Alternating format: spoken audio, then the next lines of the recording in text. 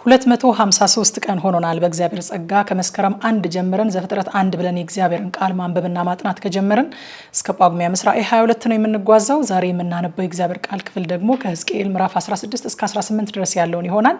አብረን እናንብብ። በጌታ በኢየሱስ ስም አነባለሁ። ትንቢተ ሕዝቅኤል ምዕራፍ 16። የእግዚአብሔርም ቃል ወደ እኔ እንዲህ ሲል መጣ። የሰው ልጅ ሆይ ለኢየሩሳሌም ርኩሰቷን አስታውቃት፣ እንዲህም በል ጌታ እግዚአብሔር ለኢየሩሳሌም እንዲህ ይላል፣ ዘርሽና ትውልድሽ ከከነዓን ምድር ነው። አባትሽ አሞራዊ ነበረ፣ እናትሽም ኬጢያዊት ነበረች። በተወለድሽ ጊዜ በዚያው ቀን እትብትሽ አልተቆረጠም፣ ንጹሕም ትሆኚ ዘንድ በውሃ አልታጠብሽም፣ በጨውም አልተቀባሽም፣ በጨርቅም አልተጠቀለልሽም።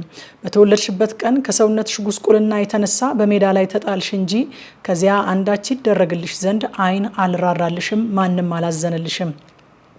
በአንቺም ዘንድ ባለፍኩ ጊዜ በደምሽም ውስጥ ተለውሰሽ ባየሁሽ ጊዜ በደምሽ እንዳለሽ በሕይወት ኑሪ አልኩሽ። አዎ በደምሽ እንዳለሽ በሕይወት ኑሪ አልኩሽ።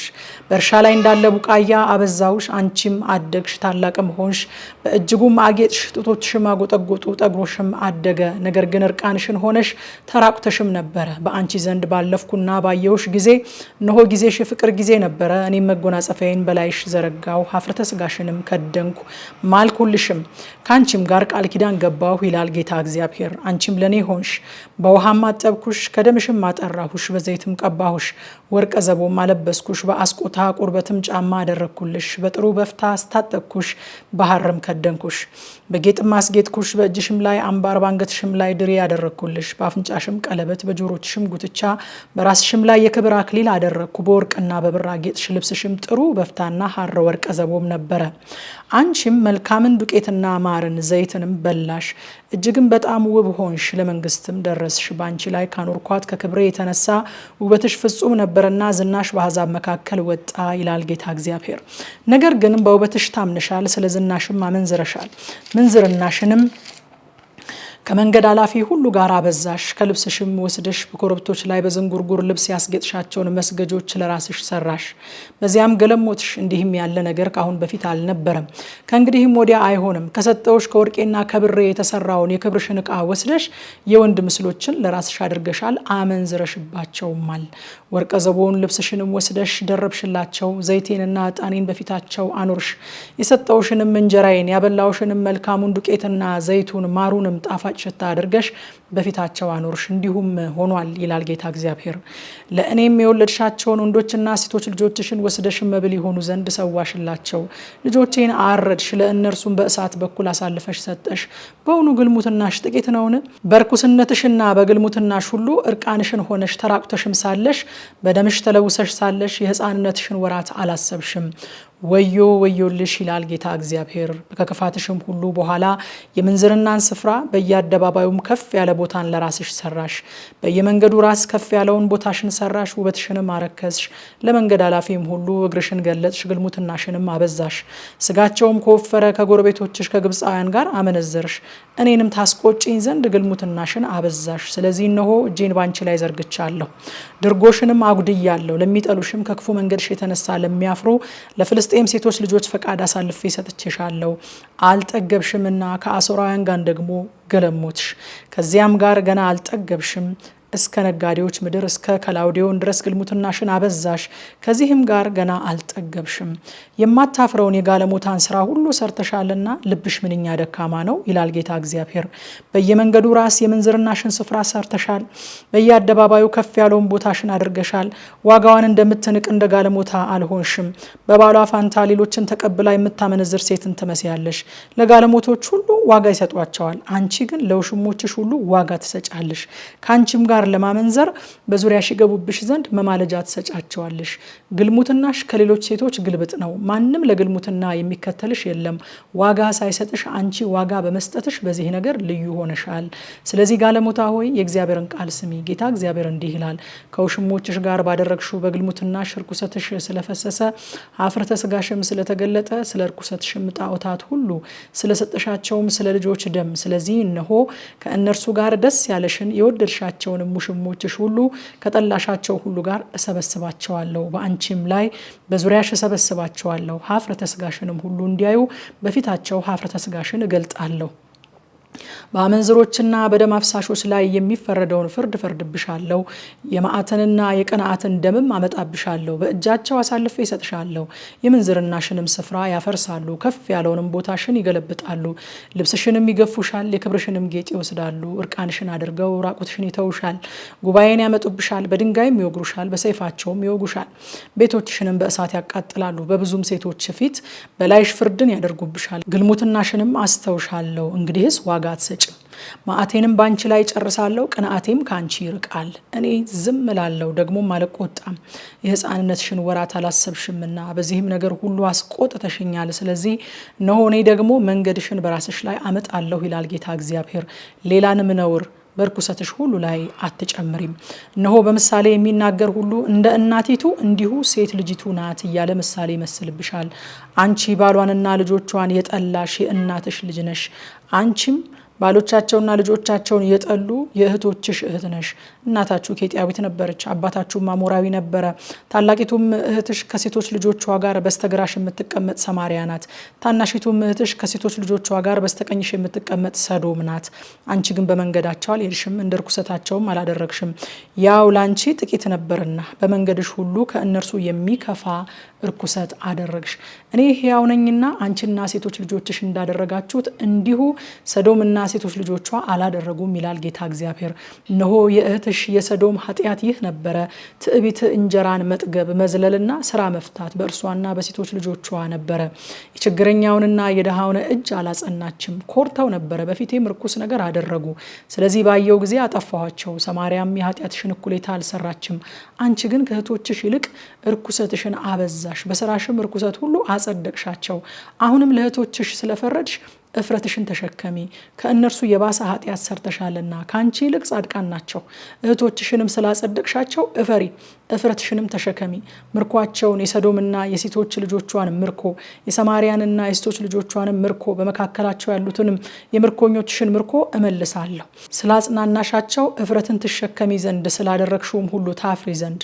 እህቶችሽም ሰዶምና ሴቶች ልጆቿ ወደ ቀድሞ ሁኔታቸው ይመለሳሉ፣ ሰማርያ ሴቶች ልጆቿም ወደ ቀድሞ ሁኔታቸው ይመለሳሉ።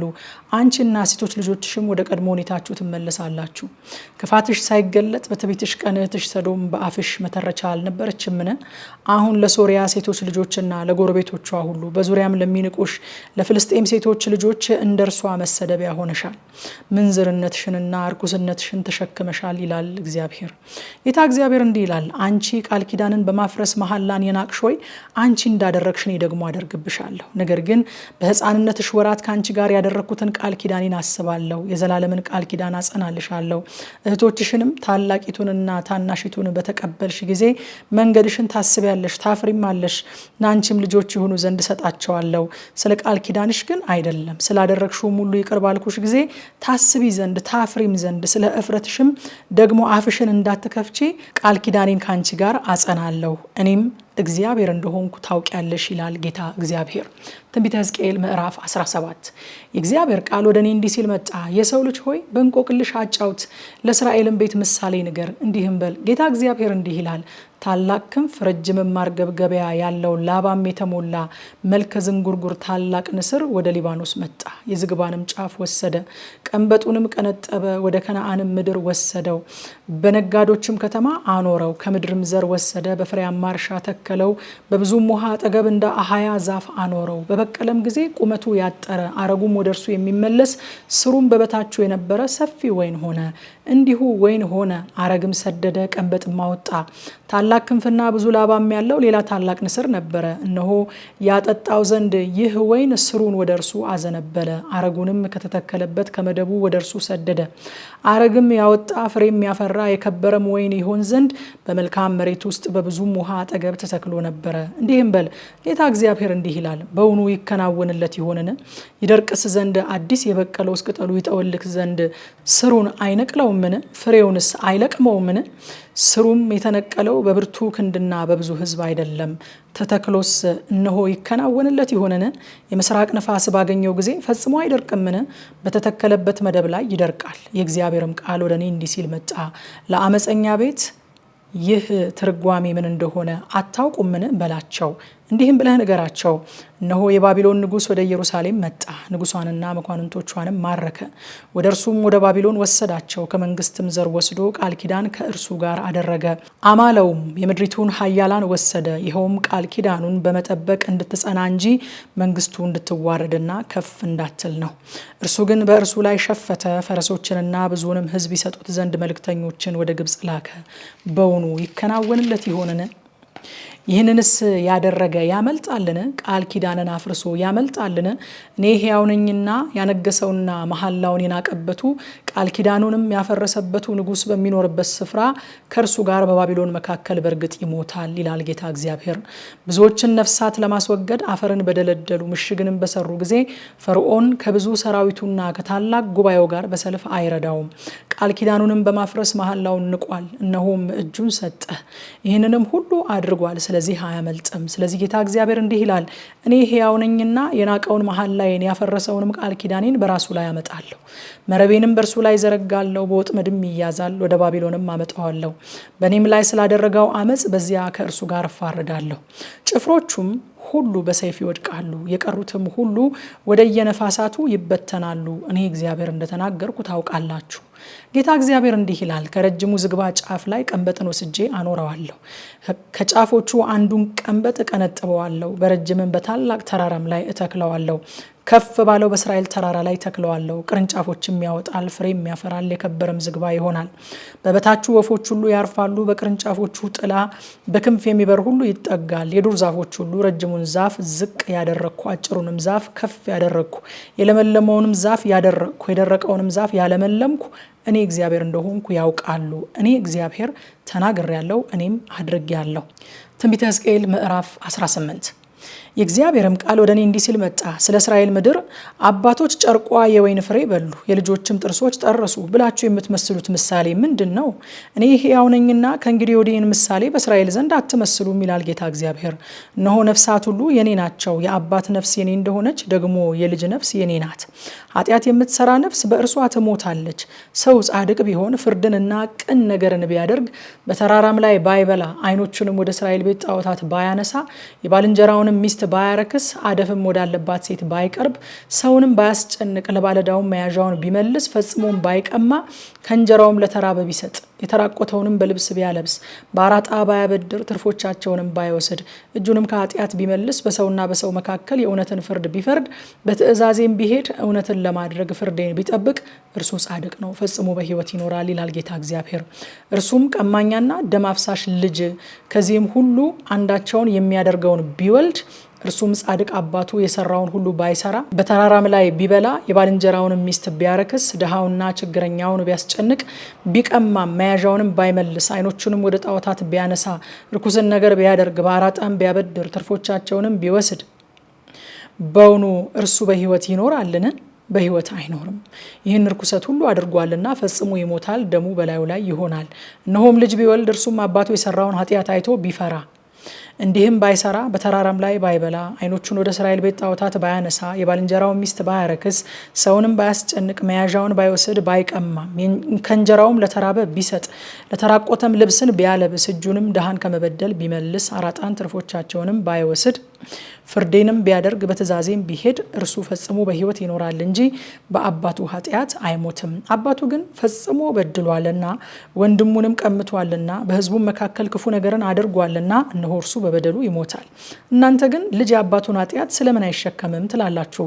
ልጅ ፍርድንና ቅን ነገርን ባደረገ ትእዛዜንም ሁሉ በጠበቀና ባደረገ ጊዜ ፈጽሞ በሕይወት ይኖራል። ኃጢአትን የምትሰራ ነፍስ እርሷ ትሞታለች። ልጅ የአባቱን ኃጢአት አይሸከምም፣ አባት የልጁን ኃጢአት አይሸከምም። የጻድቁን ጽድቅ በራሱ ላይ ይሆናል፣ የኃጢአተኛውም ኃጢአት በራሱ ላይ ይሆናል። ኃጢአተኛውም ካደረጋት ኃጢአት ሁሉ ቢመለስ ትእዛዜንም ሁሉ ቢጠብቅ ፍርድንና ቅን ነገርን ቢያደርግ ፈጽሞ በሕይወት ይኖራል እንጂ አይሞትም።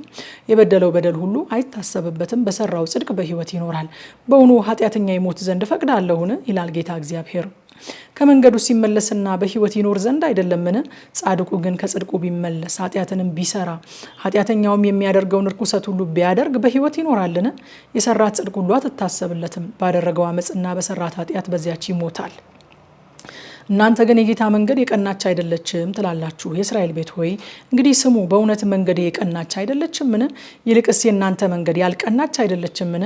ጻድቁ ከጽድቁ ቢመለስ ኃጢአትንም በሰራ ጊዜ በዚያም ቢሞት እርሱ ባደረገው በደል ይሞታል። ኃጢአተኛውም ከሰራው ኃጢአት ቢመለስ ፍርድንና ቅን ነገርን ቢያደርግ ነፍሱን ይጠብቃል። አስቦ ከሰራው በደል ሁሉ ተመልሷልና ፈጽሞ በሕይወት ይኖራል እንጂ አይሞትም። ነገር ግን የእስራኤል ቤት የጌታ መንገድ የቀናች አይደለችም ይላል። የእስራኤል ቤት ወይ በእውኑ መንገድ የቀናች አይደለችምን? ይልቅስ የእናንተ መንገድ ያልቀናች አይደለችምን? የእስራኤል ቤት ሆይ ስለዚህ እንደ መንገዱ በየሰው ሁሉ እፈርድባችኋለሁ ይላል ጌታ እግዚአብሔር። ንስሐ ግቡ፣ ኃጢአትም እንቅፋት እንዳይሆንባችሁ ከኃጢአታችሁ ሁሉ ተመለሱ። የበደላችሁትን በደል ሁሉ ከእናንተ ጣሉ። አዲስ ልብና አዲስ መንፈስም ለእናንተ አድርጉ። የእስራኤል ቤት ሆይ ስለምን ትሞታላችሁ? የሟቹን ሞት አልፈቅድምና ይላል ጌታ እግዚአብሔር። ስለዚህ ተመለሱና በሕይወት ኑሩ። አሁን ያነበብነውን ክፍል ከምሽቱ 3 ሰዓት በኢትዮጵያ ሰዓት አቆጣጠር በቲክቶክ እና በቴሌግራም ገጻችን በቀጥታ ስርጭት በጥልቀት ስለምናጠና ኑና አብረን እናጥና። ጸጋ ይብዛላችሁ።